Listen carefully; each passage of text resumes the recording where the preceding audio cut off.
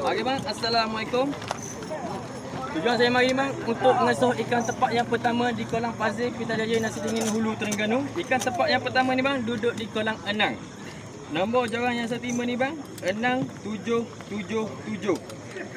Ikan dia tepat 2870, masa dia timbang pukul 10.44. Mana tuan ayah ni? Mana risik? Ada ni nama. Okey. Ni ikan dia tepat 2870. Masa dia timbang pukul 10.44. Nombor joran dia 6777. Tengok batang joran sekali, tengok gelang sekali. Tengok batang joran dia.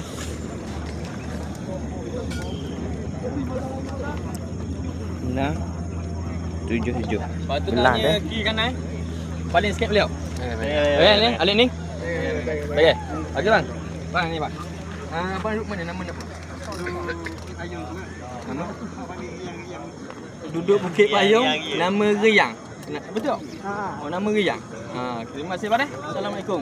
Semoga berjaya bang. Okey bang, assalamualaikum. Ikan potong tangkona pukul 12.28 dia potong masa dia timbang. 2 minit kena habis. Tapi nak ke rezeki dia tau. Di kolam Fazil Pitajaya Nasi Dingin Hulu Terengganu. Ikan potong gelang ni bang di kolam 2 Di kolam 2. Nombor joran saya terima ni bang 6383. Masa dia timbang 28 minit. Ikan dia tepat 2870. Ni tuan je betul? Okey, nombor joran ni bang.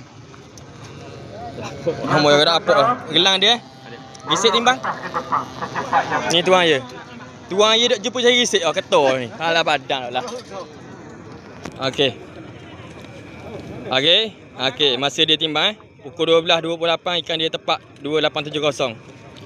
Okey, ni nombor joran dia 6383 dan ni saksi. Betul? Bang, beres? Alik ni pok. Betul pok Beres. Abang pakai piyah kita betul? Beres. Okey. Bang, okey, terima kasih dan tahniah bang. Awak potong tangkona rezeki. Untuk lagi alamat. Okey bang, terima kasih. Assalamualaikum.